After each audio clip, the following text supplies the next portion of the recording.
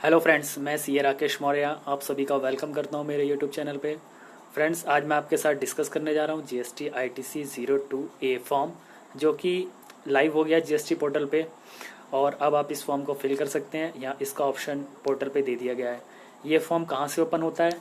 आपको डैशबोर्ड पे जाना है अपने, और उसके बाद रिटर्न टैब पे, और रिटर्न के बाद आपको आईटीसी फॉर्म्स करके ऑप्शन मिलेगा। जैसा कि आप यहाँ टॉप पे देख सकते हैं, ये मेंशन करा हुआ है dashboard return GST ITC forms. और उसके बाद आपका GST ITC 02A form open हो जाएगा।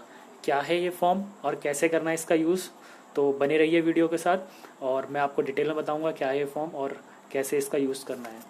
तो फर्स्ट ऑफ ऑल, इसका जो रूल है जिसके बेसिस पे इस फॉर्म को लाया गया है, वो रूल मैं आपको रीड करवा देता हूँ, और उससे आपको इसका यूज़ भी पता चल जाएगा और इसकी जो कंडीशंस हैं फिल करने की वो भी पता चल जाएंगी।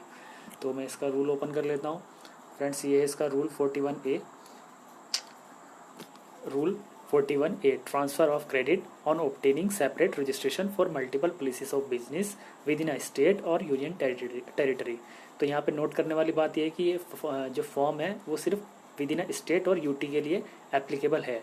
मतलब आपकी अगर कोई ब्रांच जो है वो आउटसाइड द स्टेट है, मतलब इंटर स्टेट रिलेशन है, तो आप ये फॉर्म आईटीसी 02A नहीं फिल कर पाएंगे। तो ये सिर्फ इंट्रा स्टेट ब्रांचेस के लिए है जो विद इन स्टेट और या with in UT same pan number पे वर्क कर रहे हैं और उन्होंने सेपरेट रजिस्ट्रेशन लिया हुआ है। तो जब हम एक ही स्टेट या एक यूटी में दो रजिस्ट्रेशन ले लेते हैं, तो इस केस में प्रॉब्लम क्या होती है कि कई बार जो हमारी पुरानी वाली ब्रांच थी उसके पास अनयूटिलाइज आईटीसी होता है, जबकि हमारी जो नई वाली ब्रांच होती है वहाँ पर हमारी टैक्स लाइबिलिटी बनती है। तो इस केस में हमें एडिशनल टैक्स डिपॉजिट करना पड़ता है, जबकि हमारी पहले वाली ब्रांच में आईटीसी होता है। तो ये प्रॉब्लम आ रही थी लोगों को। इसके लिए गवर्नमेंट ने रूल 41A में अमेंडमेंट मतलब रूल 40A इंट्रोड्यूस करा, जिसके थ्रू गवर्नमेंट ने बताया था कि वो एक फॉर्म आईटीसी 02A इशू मतलब लाइव करेगी पोर्टल पे। बट पहले ये लाइव नहीं हो पाया था, अब लाइव हुआ है। तो अब आप अगर आपकी पुरानी वाली ब्रांच में अनयूटिलाइज्ड आईटीसी है, जिस डेट पर आप अपनी नई ब्रांच ओपन कर रहे हैं विद इन अ स्टेट, और आपने उस नई वाली ब्रांच के लिए भी एक जीएसटी रजिस्ट्रेशन लिया है विद इन अ स्टेट, तो आप पुरानी वाली अपनी फर्म से नई वाली फर्म में उस अनयूटिलाइज आईटीसी को ट्रांसफ़र कर सकते हैं।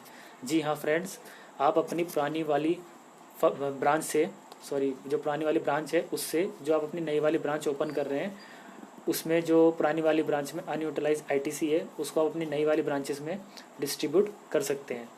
बस इसके लिए एक ही कंडीशन है कि जब आप नई ब्रांच क्रिएट करते हैं तो उसके विद इन 30 डेज आपको ये आईटीसी 02A फॉर्म फिल करके सबमिट करना होगा।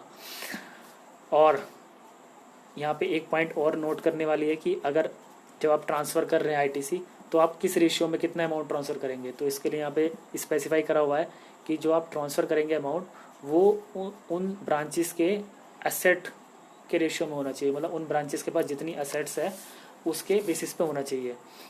और यहाँ पे एसेट्स का मतलब क्या है वो यहाँ एक्सप्लेनेशन में दिया हुआ है। For the purpose of this sub rule it is hereby clarified that the value of asset means the value of the entire assets of business whether or not input tax credit has been availed thereon. तो मतलब यहाँ पे assets का मतलब सभी assets है, चाहे उन पर आईटीसी आपको मिलता हो या ना मिलता हो। तो जो हमारी सारी ब्रांचेस है विद इन स्टेट, उनके पास जितनी भी एसेट्स है उसके रेशियो में जितना भी अनयूटिलाइज आईटीसी है उन सभी उन सभी ब्रांचेस में हम डिस्ट्रीब्यूट कर सकते हैं by this filing form ITC 02A। और इसमें एक और नोट करने वाला पॉइंट ये है, पॉइंट नंबर 2, कि अगर जो न्यूली मतलब इसका प्रोसेस है ये कि जो न्यूली रजिस्टर्ड फर्म होगी, मतलब ट्रांसफरी जिसको आईटीसी ट्रांसफ़र कर रहे हैं, और जो फर्म आईटीसी ट्रांसफ़र कर रही है, तो जो ब्रांच आईटीसी ट्रांसफ़र कर रही है तो वो न्यू ट्रांसफरी को आईटीसी ट्रांसफ़र करेगी। तो उसके बाद ट्रांसफरी को पोर्टल पे जाके उस आईटीसी को एक्सेप्ट करना होगा, और एक्सेप्ट करने के बाद उसके पोर्टल पे वो रिफ्लेक्ट हो जाएगा। जब तक वो एक्सेप्ट नहीं करेगा तो ये ट्रांजेक्शन कंप्लीट नहीं होगी।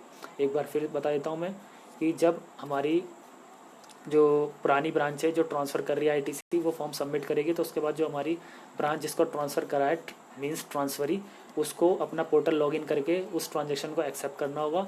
उसके बाद ही वो आईटीसी उसके लेजर में रिफ्लेक्ट होगा। तो दैट्स ऑल फ्रेंड, ये मैंने आपको सारी इन्फॉर्मेशन बता दी है ITC 02 के रिगार्डिंग। एंड आप सभी से रिक्वेस्ट है कि ये वीडियो को ज़्यादा से ज़्यादा शेयर करें, क्योंकि मैं आपके लिए लेटेस्ट GST अपडेट्स लाता रहता हूँ, और आपके शेयर करने से अदर्स जो लोग और भी लोगों को फ़ायदा होता है, उन्हें भी GST के लेटेस्ट अपडेट्स मिल जाते हैं। तो that's all friends, thanks for watching my video. Thank you friends.